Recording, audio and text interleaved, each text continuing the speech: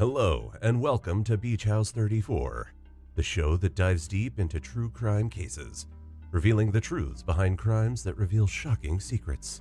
Stories sure to make you just a little more paranoid and maybe even lose sleep. Here's your host, Christine Worth. Welcome to the Beach House 34 True Crime and Paranormal Podcast. If you're joining me for the first time, a special welcome to you. And to our returning listeners, thank you for your continued support. Today, we're going to dive in to the case of Gerald and Charlene Gallego, a couple better known as the sex slave killers, sometimes called the love slave killers. And what makes them unique is that they were a special serial killer duo of husband and wife. What they did was so stomach-churning that you would swear it was the plot of a slasher film. But unfortunately, this really happened, and it really happened to those who were most vulnerable. Active in the late 70s and the early 80s, their story is a grim chapter in American crime history. And if you've listened to a lot of these podcasts, you know that a lot of these serial killers and just general murderers, a lot of this happened in the 70s. I mean, seriously, what was it with the freaking 1970s? Now, Gerald, he came into this world in 1946. And Gerald was no stranger to a life of crime. He was actually the son of a murderer. Charlene was born 10 years later in 1956, and she had a more ordinary upbringing. Despite their different backgrounds, they ended up getting married in 1978, and that's when things took this really negative, that's being kind, turn. Their crime spree was the stuff of nightmares. They targeted young women and girls aged 13 to 24. And what they did is they would use their van and either trick or force their victims inside. And that's when the true horror began. These young women were held captive, and Gerald would assault them, often with Charlene playing a part or at least going along with it. In just 2 years, they were responsible for taking the lives of at least 10 people across California, Oregon, and Nevada. Their method was always the same: kidnap, assault, and then murder. Now, because of this episode, it's important for you to know about a few warnings before continuing to listen. This episode contains graphic descriptions of violence, sensitive themes, mature content, sexual assault, and drug abuse. So listener discretion is strongly advised. This is the story of Charlene and Gerald Gallego, their crimes, their victims, and how they were eventually caught. It was September of 1977, and Charlene Williams walked into a bar where she first met Gerald Gallegos. Now, Gerald, he was 31 at the time, and he had already been married 7 times. 7. 2 of these marriages were to the same woman. So oftentimes when you read about Gerald, it will say that he's been married 5 times. So that's the little discrepancy there. When the women that he was married to ran out of money, Gerald would often just leave them. Now, when he met Charlene, he was actually still married, and he had a series of felonies under his belt already. When he was 12, he assaulted a 6-year-old girl, which resulted in him being sentenced to a California youth facility. When he was grown and had children of his own, he even assaulted his own daughter and one of her friends. He'd been involved in robberies and had a history of drug-related offenses. He had been incarcerated multiple times and had violated his parole on many occasions. And I know that I've mentioned this before in other episodes that have been around this same time frame, this 1970s time frame. But it is so disturbing how many criminals were let out of jail, even violated parole, and were just allowed back into society only to reoffend, oftentimes even worse, again. And here was Gerald just sitting in a bar when Charlene, who was just 20 years old, walked in. What she didn't know at the time was that this meeting would change her life forever. So what about Charlene? Well, Charlene, on the other hand, she had a very different background, but not one without its own issues. Her life started off really well, and she was raised in a supportive home. She did well in school, and she's reported to have been a pretty quiet child.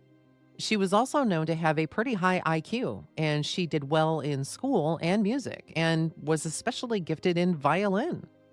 Her father was a well-known businessman who was the vice president of a chain of grocery stores. And because of this, he traveled a lot. And often Charlene's mom would go with him.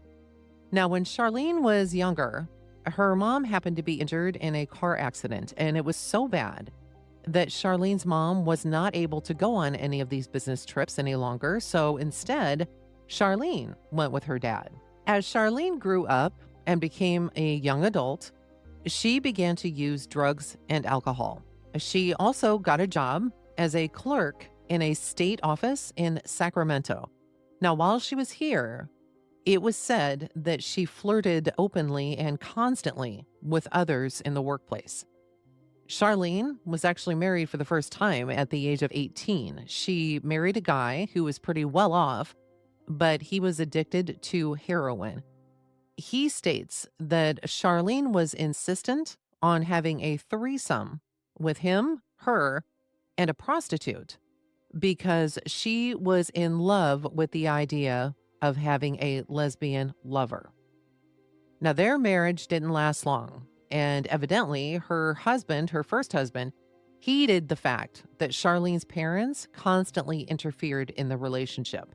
Now, not long after this, she got married again, and this time to a soldier that Charlene described as, quote, a mama's boy. And it didn't take her long to get bored with him, and then they divorced.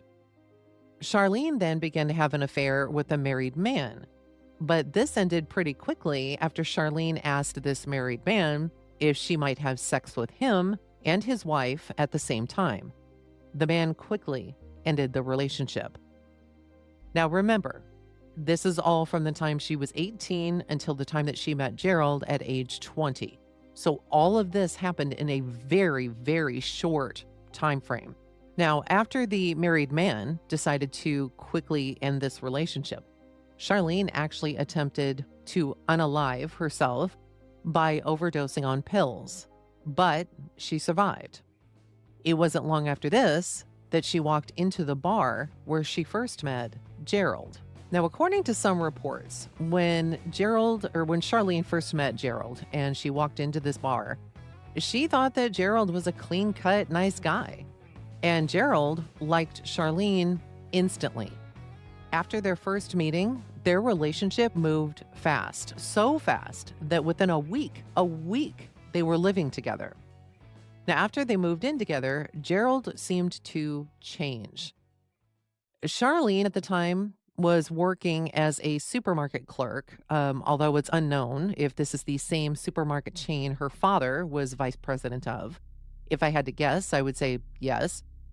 Gerald made it clear, though, that Charlene was expected to be the main earner, handing over all of her earnings to him. He even controlled what she wore.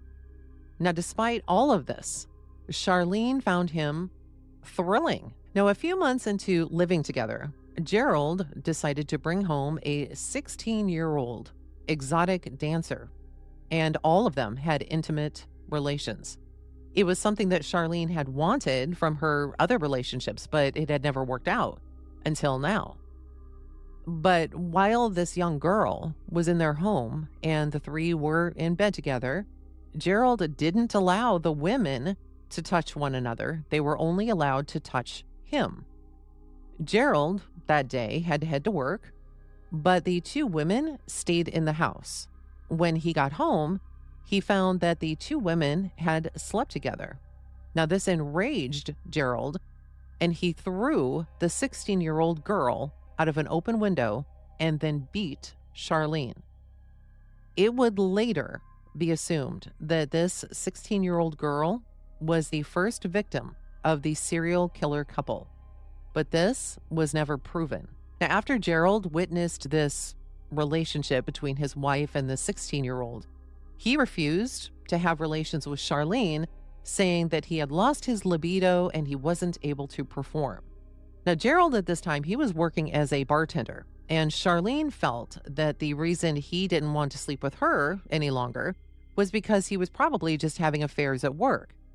Now, after a year of being together, he told Charlene that in order to stay excited, he would need a pair of sex slaves. He asked Charlene to find them for him, and she agreed, mainly because it would satisfy her as well, having another female in bed with them. After Gerald told Charlene that he needed this pair of sex slaves, Charlene actually found out that she was 2 months pregnant. But regardless, when he came to her with this idea, she agreed to help him. On September 10th of 1978, Charlene and Gerald hopped into their 1973 Dodge van with airbrushed paintings of mountains on the side of it, and they drove to a mall. It was the Country Club Plaza Shopping Center. After they arrived, Gerald told Charlene to go inside and find two young girls and bring them out to the van. Now, Charlene, at first, she didn't want to do this. She didn't want to fail or to get caught, but Gerald pushed her, telling her she needed to act fast and do what he told her to do. So not long after she walks into the mall, she saw two girls that would work. Their names were Rhonda and Kippy, and they were 17 and 16 years old.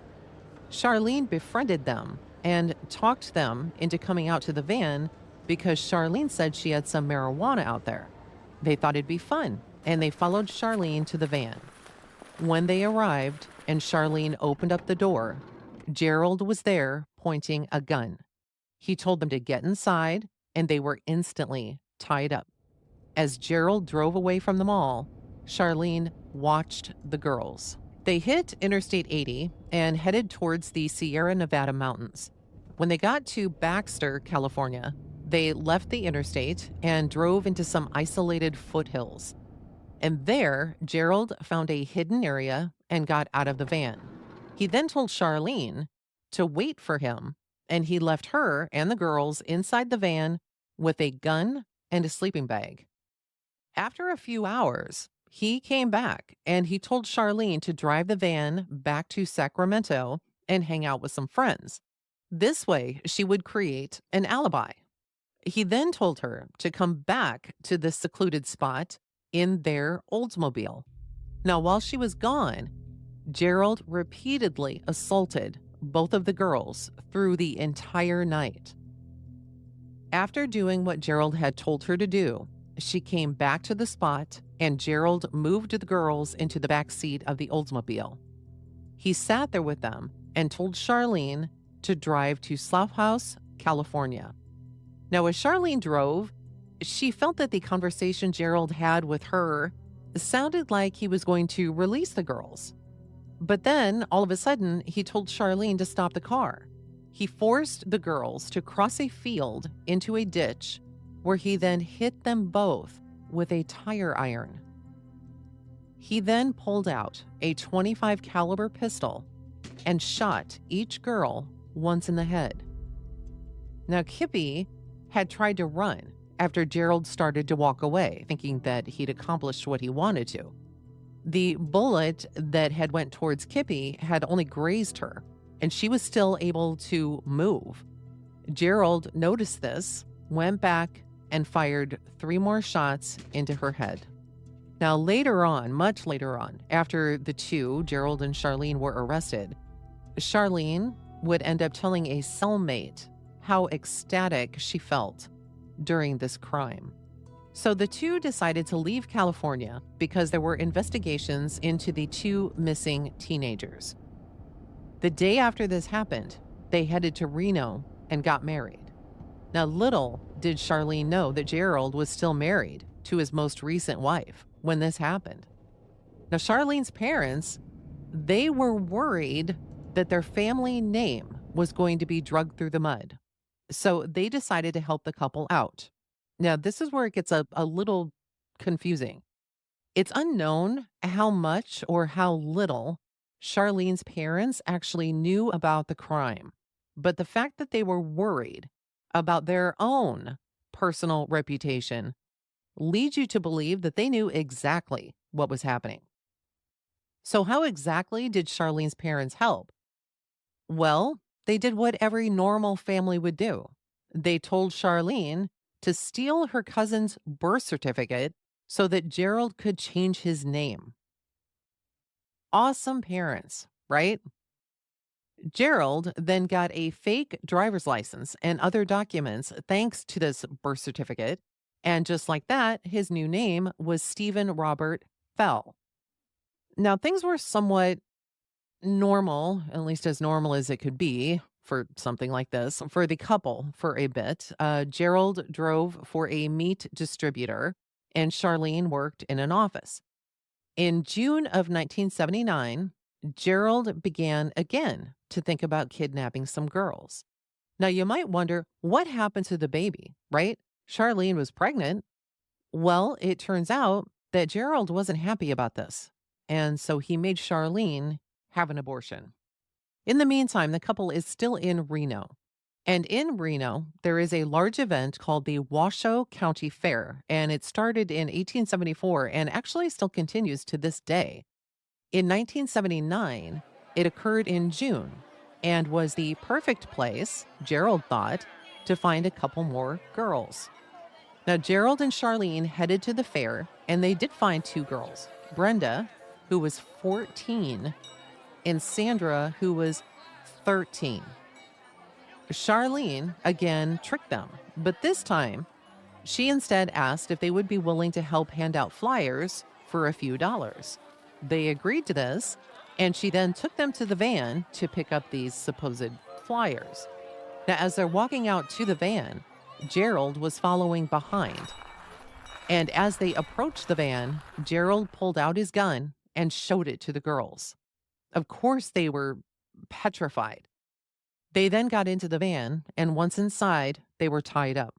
They drove off, but first, the couple decided to stop at a store to purchase a hammer and a shovel.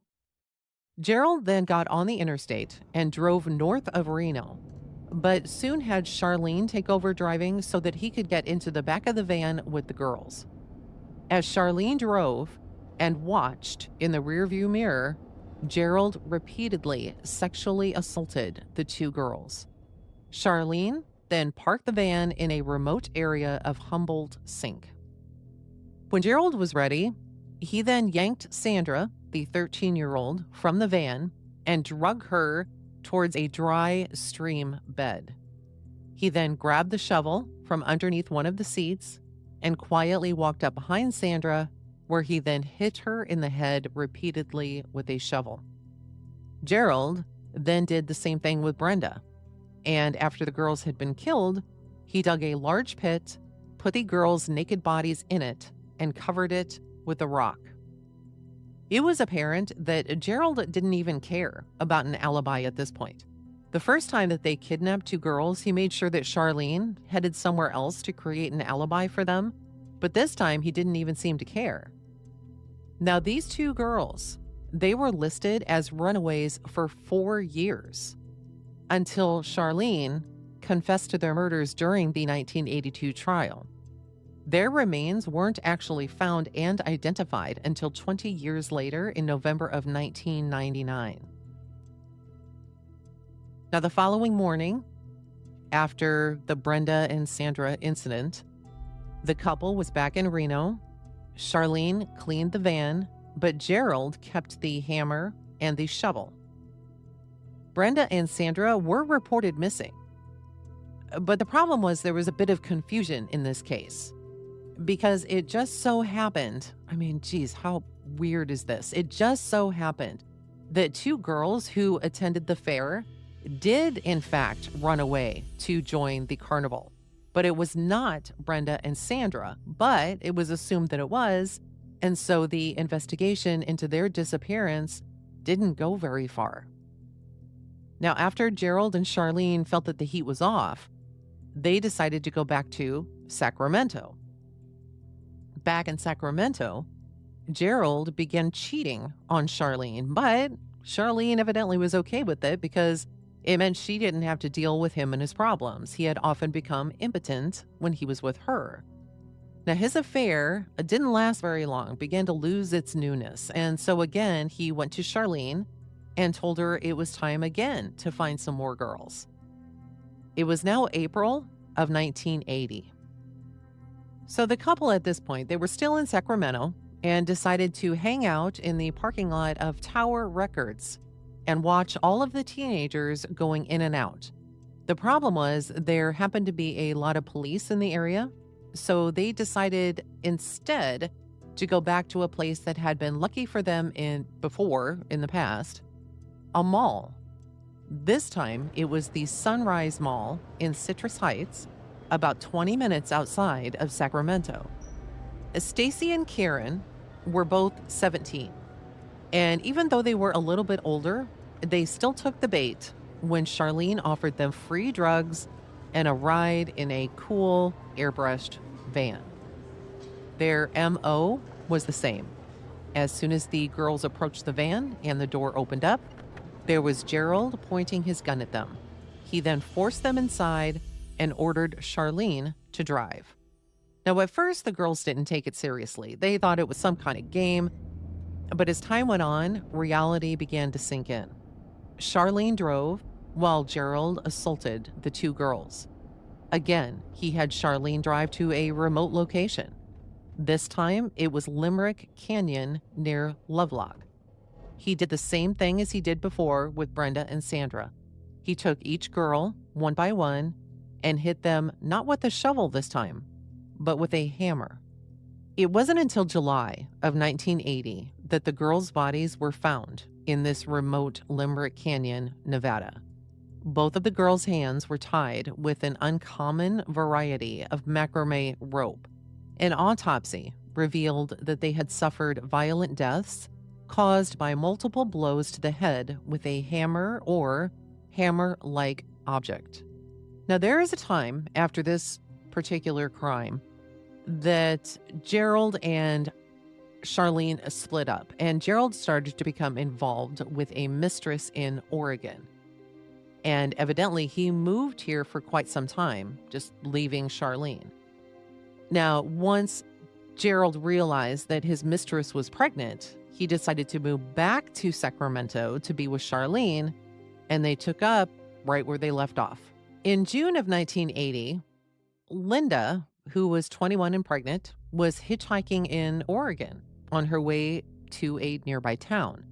Now, for some reason, I couldn't find the details on this, Gerald and Charlene happened to be driving down this same road in Oregon when they came across Linda.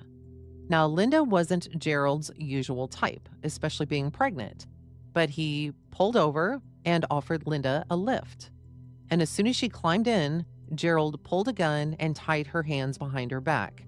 They then drove to a meadow where he ordered Charlene to walk away and told Charlene he wouldn't, quote unquote, do anything to Linda because she was pregnant. Now, when Charlene came back 15 or 20 minutes later, she noticed Linda putting her clothes back on. Gerald then retied her hands and drove to a beach. He drug Linda from the van, knocked her unconscious, and strangled her. Using a hubcap, he dug in the sand until it was deep enough to hold Linda's body. Now, Linda's body was discovered by two German tourists 2 weeks later. Her wrists had been tied with yellow nylon rope. Police, now, they initially thought that Linda had been killed by her boyfriend because there had been some history that he was being violent towards her. Now, witnesses, though, they'd come forward and said they saw Linda getting into this van But the police were solely focused on the boyfriend by this time and were just totally planning on charging him with the murder. Now, as I said before, I couldn't find any information as to why the couple was in Oregon, so my first thought was that, well, hey, Gerald evidently had a pregnant mistress there. He'd been living with her for a time. Could this have been his mistress? Did Charlene even know about the mistress? There's a mention of Linda's quote-unquote boyfriend being abusive, which would obviously fit the bill of Gerald, but there's no conclusive evidence that Gerald and this boyfriend were actually one and the same. I just find it strange that A, they're in Oregon, and B, he decides to pull over and grab someone who is not his usual type and who happens to be pregnant. Now, this time frame and his mistress, according to court documents, was around April or so of 1980, and then this crime happened in June of 1980. So the timeline doesn't quite add up because Linda was 5 months pregnant, but this doesn't mean to say that she wasn't pregnant for months before even telling Gerald. A month later, Gerald and Charlene started their day off by fishing in the Sacramento Delta. They then went to the Sail Inn, which is a bar in West Sacramento.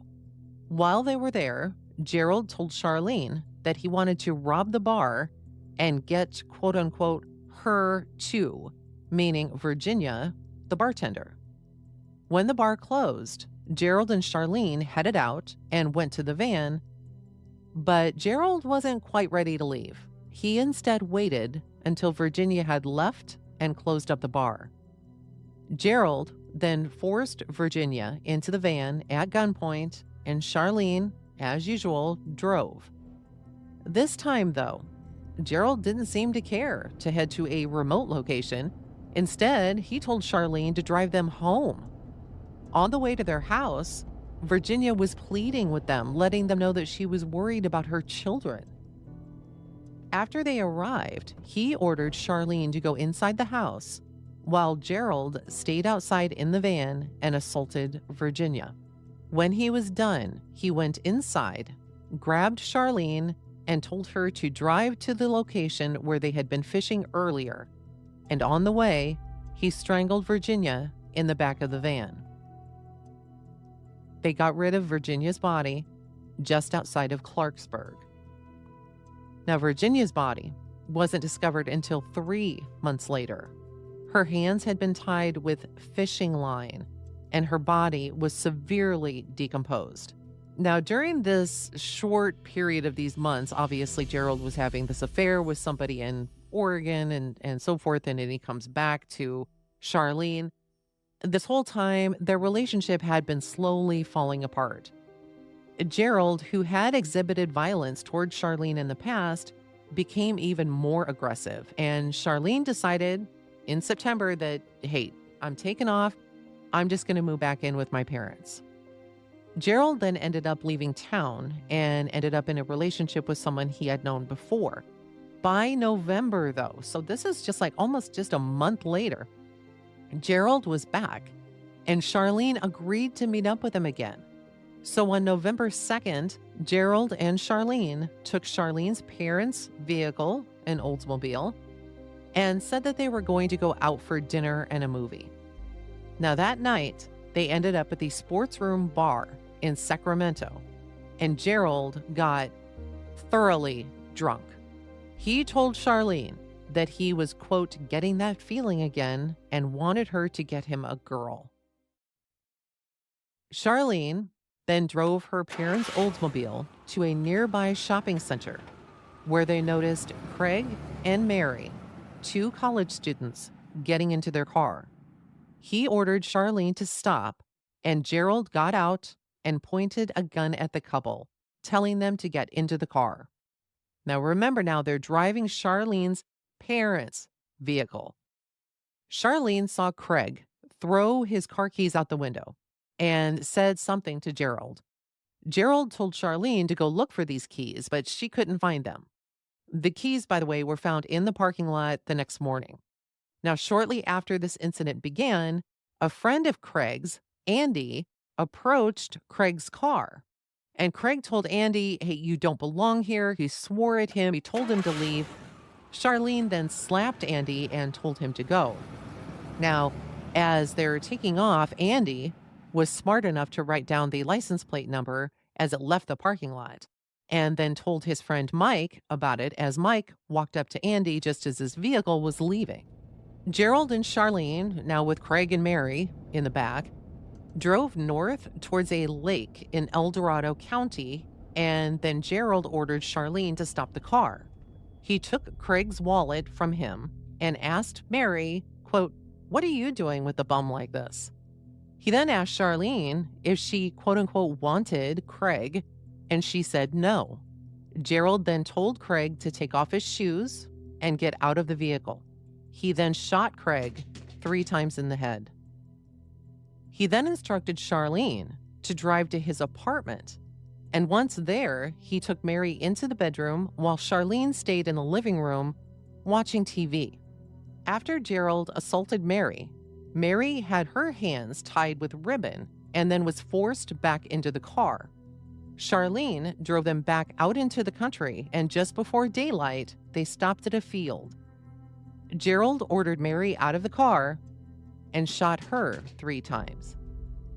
They then drove back to Gerald's apartment, where Charlene cleaned the car, grabbed all the laundry, the bed linens, and the coat that Gerald had worn, and threw it into a dumpster. When the car was all clean and everything was thrown out, they then went out for donuts. Yep, they went out for freaking donuts. After eating, they went back to Charlene's parents' house, where, after walking through the back door, they found the police there interviewing Charlene's parents. Turns out that Andy, that friend of Craig's who had noticed this strange goings-on in the parking lot and who had taken down the license plate number, he contacted the police right away.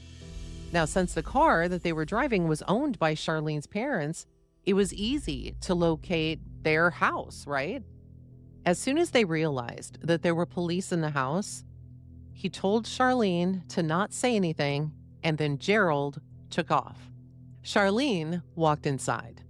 The police began to question Charlene, and she said that she'd been with her boyfriend, who she referred to as Stephen Fell, at a movie the night before.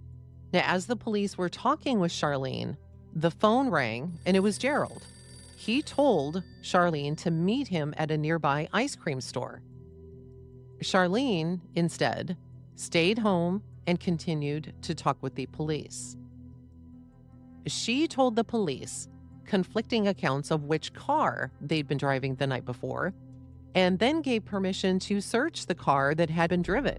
Now remember, Charlene had already cleaned the car, so when the police searched it, the officers didn't find anything. After the police left, Charlene then left to go meet Gerald. He had decided to return to the lake area to move Craig's body. Now first, they stopped at a store to buy a blanket to wrap Craig in. But when they got to the lake, they couldn't find Craig. Now the police, they then headed to Gerald's apartment, but came back to Charlene's parents' house after they found no one there. While they were back at her parents' house, the police were notified that Craig's body had been found. He was fully clothed, but his shoes were gone. He had been shot 3 times in the head at point-blank range, and there was no sign of a struggle. His wallet was found near the body, along with 3 .25 caliber Winchester Western shells. More officers were then told to head to Gerald's apartment to wait for him to show up.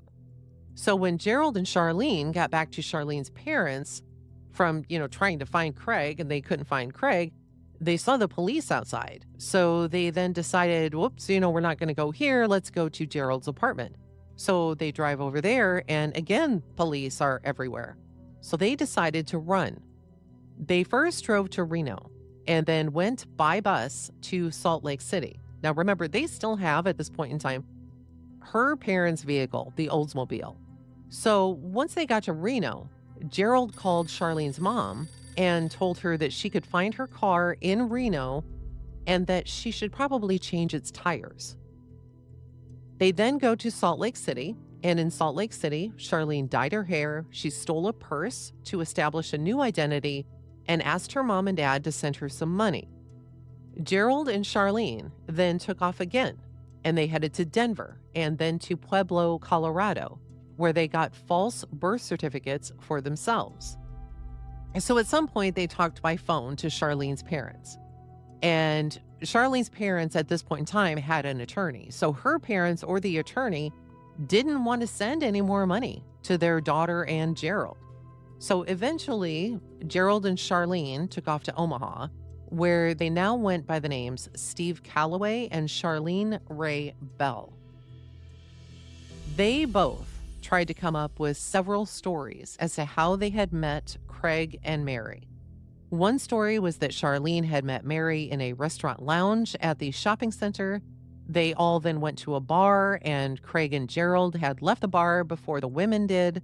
Another story was that they had dropped Craig and Mary off at the parking lot and never saw them again. Now, Mary's body was found 3 weeks after Craig's. It appeared she had been fully clothed when she died, and her hands had been tied behind her back with ribbon. She had been shot twice in the head and once in the neck. And because of decomposition, it couldn't be determined if she had been assaulted before she died. Two 25 caliber brass casings were found near her body. Now, while in Omaha, Charlene's parents again were wiring the couple money. But while they waited for it to arrive, they were arrested. After their arrest, Gerald, who was brought back to Sacramento along with Charlene, Gerald was put into a police lineup where Andy, Craig's friend, identified him. The police then got a search warrant for Gerald's apartment and found some 25 caliber ammunition, but no 25 caliber weapon. Now, the ammunition that was found was in a partly full Winchester Western ammunition box. In an honest-to-goodness, true crime detective way, the police found out that Gerald had worked as a bartender at a local bar, and on 2 occasions he had fired his gun, a Beretta automatic, into the ceiling, and afterwards he had patched up the holes. So a detective went to the bar and recovered 5 slugs from where he had fired this gun. It was found that the slugs and those from the victims' bodies were fired from the same weapon, and that the cartridge casings found near the 2 bodies came from the same weapon. The casings of the bullets matched the casings of the bullets that were found in Gerald's apartment. So in the meantime, so Gerald's in jail. While Gerald's in jail, Charlene's mom visits him several times before his trial. He admitted to Charlene's mom that he had run into Craig and Mary in the parking lot and that he owned the gun that was used in the killings. He told her his defense would be, quote, diminished capacity because he had taken LSD, and that he would willingly plead to second-degree murder and take a sentence of 15 years, quote, in a minute. He said that his story had to be planned carefully, not, quote-unquote, halfway, and that it had to be done with, quote, realistic thoughts in mind. He told her, quote, the only thing that they could prove for a fact is that it was my gun that did it and that they were in my car that night for fact. That's all. So what about Charlene? Well, Charlene got herself an attorney and went to the police on her own. She made up a story where she said that Gerald had introduced her to both victims in the parking lot, and they later went to Gerald's apartment. When she was asked why Craig's friend Andy was slapped, she said it was because he had stepped on her foot. So another lie. Charlene then said she last saw Craig and Mary after they all did cocaine in Gerald's living room, and then Gerald left with both of them. She further said that the next time she saw Gerald, it was the next morning and he had blood on his jacket and ordered her to throw it away. Now, during this time, Charlene actually gets a second attorney. And I'm sure this had everything to do with her parents. After this first statement, Charlene goes and she gets this new attorney, and she goes back to the police and recants her entire previous statement. She then gives the police another statement and decides to plead guilty to 2 counts of first-degree murder with the understanding that she would be sentenced to 16 years and 8 months in prison. Under this agreement, she was required to testify truthfully against Gerald and would get no immunity. So because of the information that Charlene provided to the police, they discovered that the couple was involved in not only the murders of Craig and Mary, but in the murders of Rhonda and Kippy in California, Brenda and Sandra in Nevada, Stacy and Karen in Nevada, Linda in Oregon, as well as Virginia in California, and then, of course, Craig and Mary, also in California. The thing was that many of these crimes happened in different jurisdictions. So Gerald actually went on trial in various states, at least 2 different states. Charlene then decided to make a similar deal in Nevada for the murders of Karen and Stacy. Now, Oregon, where Linda, the pregnant Linda, had been murdered, Oregon decided not to file charges, but instead had California and Nevada handle all these trial costs. So Gerald, overly confident, decided to represent himself as his lawyer. Now, Charlene, of course, she agreed to testify against Gerald. Charlene testified that Gerald was abusive, that he controlled her finances, and he shamed her. Gerald attempted to discredit her by highlighting a love note that she wrote to him, labeling her as a drug addict, and then revealed a lesbian relationship in jail. So in this first trial, where Gerald is representing himself, as he's talking, he acknowledges the fact that legally he's defeated, but he asks the jury to please just trust him. What he's saying is just, it's on the up and up. The jury did not trust him. He was sentenced to death on June 21st, 1983 for murdering Craig and Mary. Now later, Gerald then faced charges in Nevada for killing Stacy, Karen, Brenda, and Sandra. Strong evidence from the Stacy and Karen case where Charlene had linked a rope to a rope in Gerald's car to the crime. Now, so in a second trial, which started in 1984, Gerald instead decided not to represent himself and instead went with a public defender. Now, the whole trial focused on discrediting Charlene, who described the final hours of Stacy and Karen. However, Gerald's attorney tried really hard to convince this jury that Charlene was just not simply telling the truth. He didn't do his job, didn't convince the jury. They quickly found Gerald guilty and sentenced him to death again. So, what this means is this made Gerald one of the rare criminals to be on death row in 2 states at the same time. Now, after Gerald was sentenced to death and he's in jail, he has always, of course, maintained his innocence after he was sentenced. And even though the 2 girls who had been taken from the Washoe County Fair in Nevada, the 14-year-old and the 13-year-old, DNA tests were done on them. They were identified as being Brenda and Sandra. Gerald denied involvement in these murders. He was never tried for those. Even though Charlene had told the police about their abduction and their murder. Now, Charlene, who has since gone back and used her maiden name, Charlene Williams, since the mid-1980s, was released from a Nevada prison in July of 1997. She evidently left California and agreed to register as a felon wherever she lived. Gerald, obviously in jail, he actually died on July 18, 2002, at the age of 56 in the Nevada Prison System's Medical Center. Now, he was on death row, obviously, at Ely State Prison and died from rectal cancer that had spread to his liver and his lungs. The medical director described him as quiet and reasonable, that he didn't want any extra treatment or resuscitation. He had no final statements, evidently no visitors, and was heavily sedated at the time of his death. Now, since Charlene's release from prison in 1997, as I mentioned, she's kept a very low profile. As of today, she would be approximately 68 years old, somewhere out there. So as we wrap up this look into their case, I wanted to focus on some moments of decency that happened even during this entire tragedy.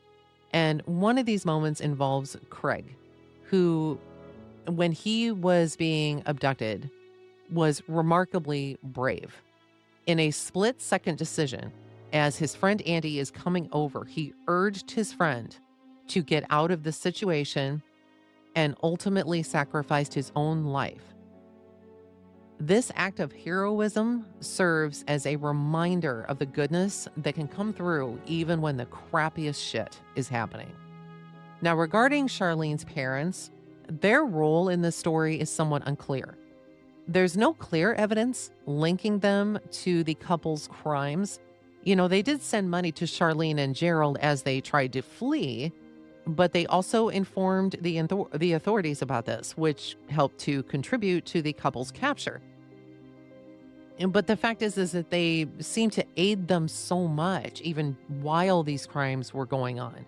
It's a very complex situation, which actually raises a lot of questions, but evidently they were never considered as part of this particular case. All this being said, this entire story reminds me of another one that was so eerily similar to this case, called the Toolbox Killers. Now, I covered their story in episode 3. They also operated in California, although they were in Southern California, but it was also in 1979. That episode covers other heartbreaking cases of young teenage victims at the hands of 2 very disturbed monsters. If you have the stomach for it, I barely did, and want to listen to it, it's episode 3. Thank you for tuning into this episode of the Beach House 34 True Crime and Paranormal Podcast. We appreciate your support and the time you've spent with us today, seriously. If you found this episode informative and intriguing, please consider subscribing through your favorite podcast platform. It helps me to continue to bring you more true crime stories. So until next time, stay curious but safe, and thank you for being a part of this true crime community.